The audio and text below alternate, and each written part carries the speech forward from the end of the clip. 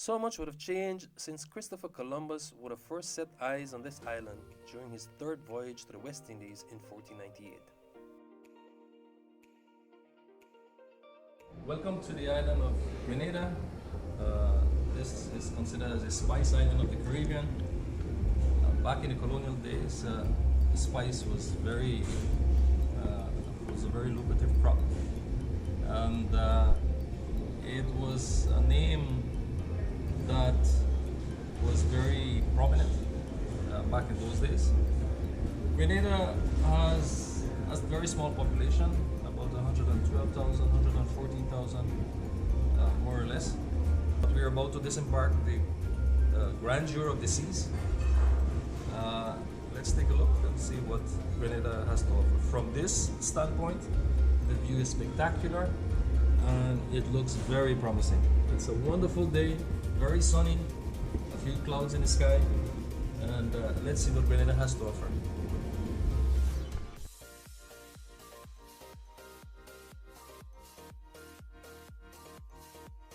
Prior to European colonization, this island was inhabited by mainly Caribs coming from South America, but there are no traces of them in the racial composition of the Grenadian people today.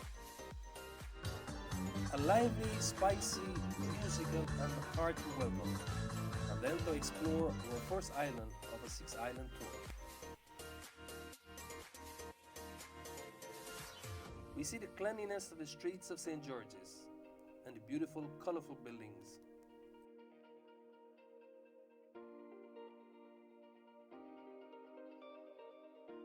The 19th century built Cathedral of the Immaculate Conception to our right reminds me that Christianity is the predominant religion here. There is St. George's below, which was the former Fort Royal, also the capital during the French occupation. It is notable how hilly the island is, maybe one of the hilliest in these parts, but impressively green.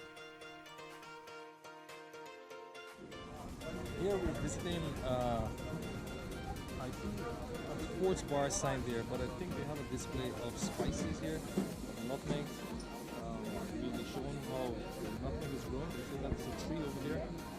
So it's the first experience for me. It's the first time I'm actually seeing a nutmeg fruit, nut, if you want to describe it like that. And let's have a look. No, sonny boy. The nutmeg is not a nut. It is considered as a drupe, which is a fleshy fruit having a single seed like the cherry, peach, or mango. Nutmeg is real stage. On my right, it's not ready for harvest. On my left, it's ready. Okay. So normally it splits and it drop underneath the tree and the farmers pick it up. Okay. If you need quick cash, you can always pick them off the trees. Okay. Right? Nutmeg was first brought to Grenada in the 1800s from Indonesia, and today this small Caribbean island accounts for more than 40% of the world's production. Cinnamon? Cinnamon What, sticks? you bark it and that is what? I saw that. Right. So folks, listen to that. The cinnamon sticks or cinnamon powder is the back of a tree. Yes. So you must cut the tree down, scrape the skin, and then you peel the back off. And when you dry it in the sun will help rose it up. The tour guide provides some information on how cinnamon is harvested. The bark of this tree is actually used as spice.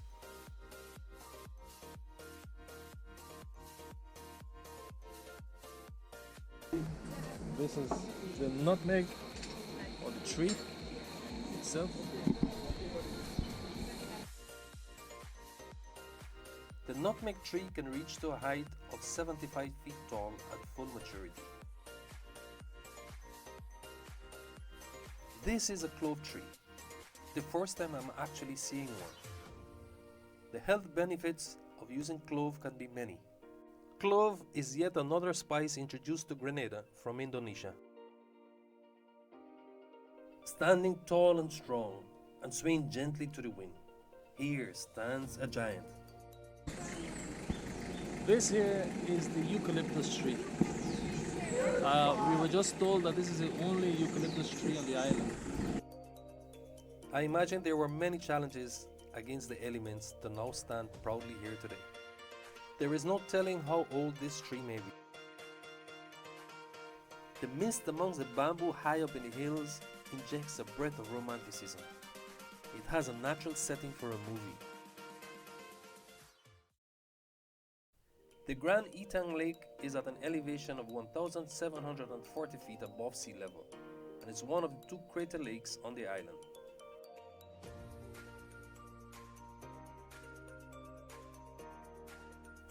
This lake sits atop an extinct volcano which last erupted about 12,000 years ago. It is approximately 20 feet deep and covers an area of 36 acres. There is beautiful scenery which makes it the perfect natural tourist attraction.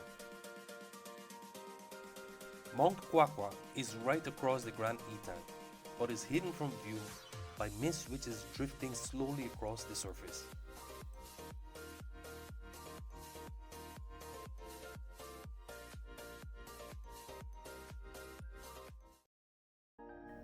Our last visit of the tour is to Fort Frederick. This construction started in the year 1779 by the French and was completed by the British in 1783. Setting eyes on such scenic beauty and soaking in the feeling of being enveloped with such rich history as Fort Frederick can recount, one is left open-mouthed and awe-stricken.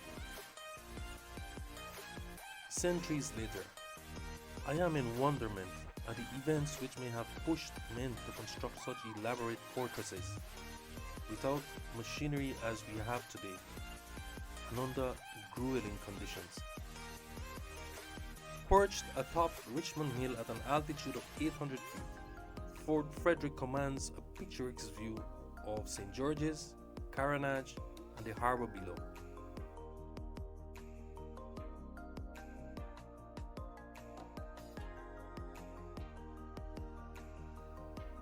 Underground tunnels had established easy access to and from the nearby fort, without soldiers having to expose themselves to outside danger.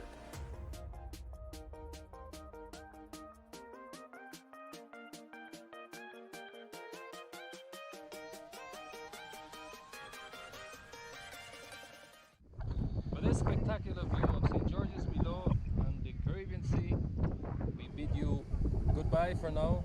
We hope that you will have enjoyed our journey around Grenada, and we look forward to you joining us on the visit to the next Caribbean island. Thank you and goodbye.